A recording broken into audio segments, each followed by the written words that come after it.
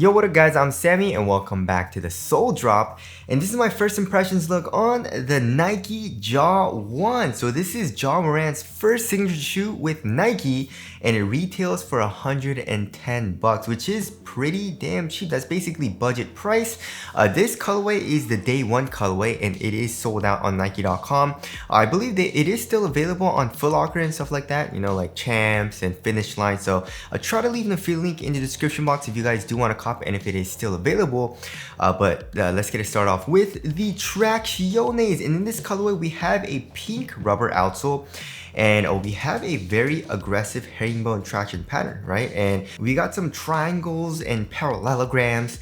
And of course, we have Ja Morant's logo here, kind of like in the heel, right? And it's pretty cool. In this colorway, they are different colors. The right pair is like this very light red color. And then this pair, it's more like a dark navy or like dark purple color. But the traction, how does the traction feel on my wood floors? It feels absolutely amazing. The traction seems really, really good, which surprised me. The rubber compound that they're using on the shoe is really, really good, right? So it seems like it has a very good stop. Of course, my wood floors are different from the actual gym floor, but just from my first impressions, I haven't played in these yet.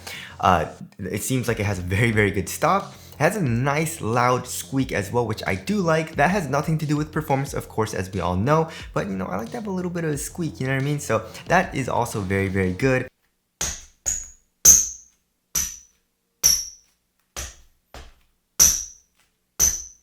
Of course, we'll have to see on the performance on dust, but it doesn't seem like it's picking up too much dust.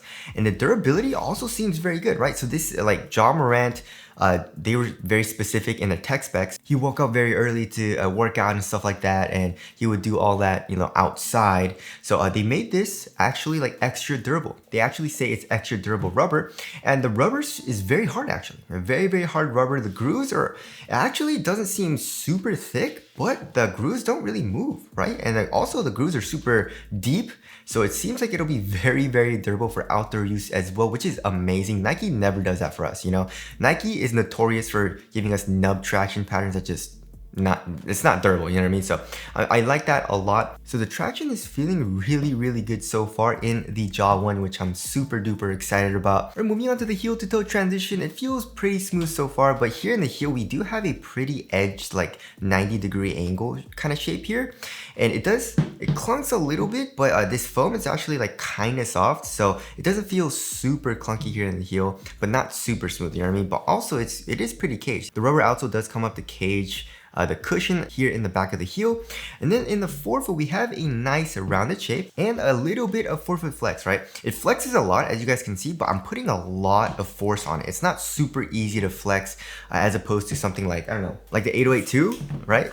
That's way easier to flex. It's just, I'm barely putting any pressure. The Ja 1, I can't do that with one finger, right? So it feels like it'll be a little bit more like on that springier, right, type of feel, because it has that nice springiness to it, nice rebound back. So it feels like it'll be pretty damn smooth for heel to toe transition. And now moving on to the cushioning setup. So the cushioning setup is all right, I would say. It just feels, it's all right, you know what I mean? So the foam, they're just saying it's a plush foam. It literally just says plush cushioning. I'm guessing it's just Phylon. There is a little bit of compression, right? Just a tiny bit of compression here in the heel. At least it's not super caged, right? I guess the rubber also comes up to cage the cushion a little bit, but yeah, it compresses a little bit here in the heel. The court feel is, I would say, a little bit better than average. There also is a forefoot zoom in it, right? So it says air zoom right here on the outsole in the forefoot, and it feels nice. You know, it bulges up a little bit and you can feel a nice little compression and also a nice little bounce. It feels like a similar shape to like the PG1, you know, like that half circle shape. So yeah, the forefoot zoom in, it feels pretty damn nice. So yeah, it's just a regular cushioning setup, nothing amazing, but also it doesn't feel terrible either. It's more on the responsive side of things, you know. There is a little bit of compression, also a little bit of bounce in the forefoot. It's not too much or anything, so I feel like it's a pretty good cushioning setup for a budget shoe, you know what I mean? Especially comparing to like old older shoes. Like the Zoom Freak one was really bad for cushion, same thing with the Kyrie one. So I would definitely say the Ja 1 is an improvement in that because you can feel the zoom in it a little bit more, right? All right, moving on to the material. So we have a ballistic mesh, right? And it actually feels pretty nice, right? So here in the forefoot, you can see the open mesh, and it feels very supportive. There's no stretch to it at all. So it feels supportive, but also it's thin, right? It's thin, or it's relatively thin, and it conforms to your foot really well. There's no pinching or anything like that. So it's a really nice material on foot so far. And also we have some leather overlays, like synthetic leather overlays. It kind of goes around the entire shoe, as you guys can see, right? It goes all the way here around the heel and around the forefoot as well. And also we have, they're calling this a strap, a forefoot strap, even though it's not really a strap. It's not a strap. So we have some overlays with this like synthetic leather material, and that will reinforce this ballistic mesh, which I don't think they really needed to do because, like I said, this ballistic mesh feels very, very supportive, right? But I guess it's good, you know, if you are doing a lot of lateral movements, which we'll get into in support. Also, the tongue is actually pretty nice. I would say it's an average amount of padding, maybe a little bit more than average amount of padding. It's also a very large tongue, as you guys can see. And also another nice little touch is, you guys can see the logo here. On the left pair, we have the same type of color, right, for the logo. And then on the right pair, it's a different color. And then here in the heel, it says 12 a.m. And then also the swoosh, as you guys can see, it's like this plastic material with this really cool gradient. It goes all the way around the heel, which I think looks pretty cool. And also, I guess it kind of does move. You can't really use it as a pull tab. It doesn't really matter anyway because this is a very high heel tab. But overall, I really like the materials. It feels a lot better than older shoes, especially like, you know, the Zoom Freak 1, Zoom Freak 2, Kyrie 1, Kyrie 2. This feels a lot softer, right? But just as supportive and also a little bit thinner as well. So I do like this material. And also I do like the leather touches, although it does feel like a little bit on the cheaper side of things, like a synthetic leather. It doesn't feel like super terrible, you know what I mean? Especially for his first signature shoe, which is a budget price, right? So the materials I'm not mad at, especially for the quality, and it feels very nice on foot. And now moving on to the fit, guys. So the fit, oh my god. So I went true to size, and it fits me really well lengthwise, right? I would say my toes go right to the edge of the shoe, which of course is a good thing. I like that. It's really close. So if you don't like that closeness to the edge, then probably go up half the size, but also go up half the size if you don't like a super snug toe box. So the Ja 1s, literally, this is the tightest toe box I've ever felt. It actually reminds me a lot of like the KD13s, if you guys remember that super duper snug toe box, right? I can't curl my toes up at all, guys. So yeah, if you want a really, really snug fit here in the toe box and also lengthwise, then go true to size. If you don't like that, then probably go up half a size. Even for me right now, it is a little bit uncomfortable, even though, as you guys all know, I like a super snug fit. So just be careful on that. And I also don't think this ballistic mesh is going to stretch out all too much when I break it and play in it. So yeah, so the fit, super duper tight. If you have a wide foot or you have a chonky, thick foot, probably go up a full size because this is a very snug fit, right? Also, another thing that I really like is the padding here in the ankle area, right? There's a good amount of padding like on the sides, right? On the sides of the shoe, it feels very plush, very nice.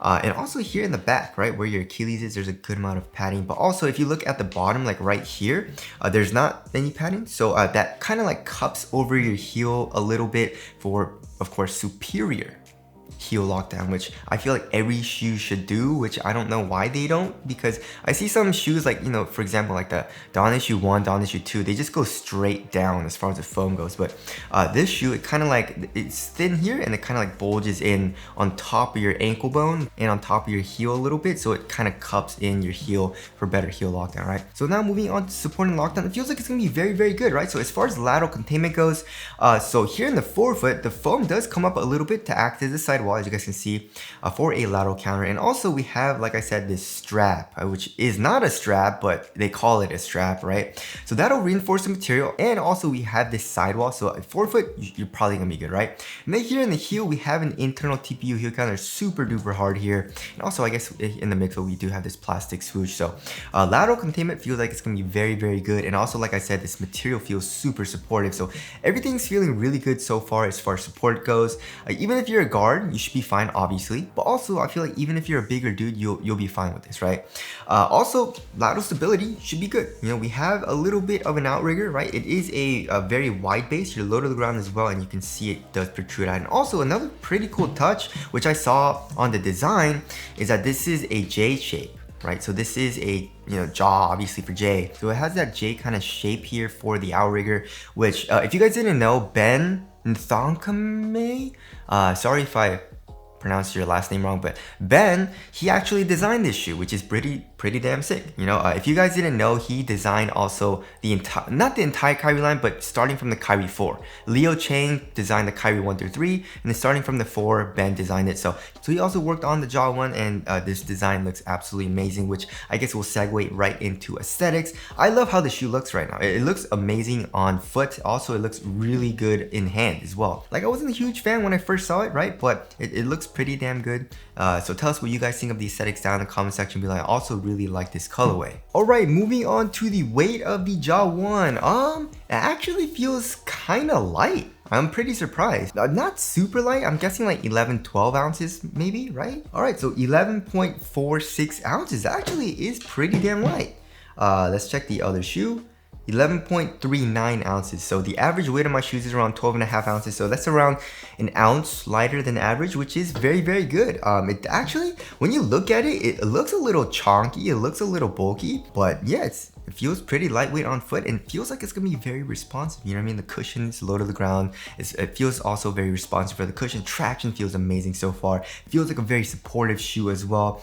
As far as the padding goes, there is a good amount of padding here in the ankle area. So the upper doesn't feel super minimal, but I guess it does feel a little bit more minimal here in the midfoot and here in the forefoot. So it feels really nice so far on foot. So as far as my first impressions go, it's looking real good so far, guys. It looks great and it feels really good on foot. So yeah, I'm liking it a lot so far, and it just feels like it's gonna be one of those shoes where it's gonna be a very good performer for guards, which of course is a good thing. I'm a guard, so I'm very excited to play in these. I'm definitely gonna hoop in these tomorrow, and my first impressions are looking very good so far. So anyways, that about concludes my first impressions look on the Nike Jaw 1. Again, if you guys do want to cop, I'll try to leave in the link in the description box, but that's it. Thank you guys for watching, and I'll see you guys in the next one.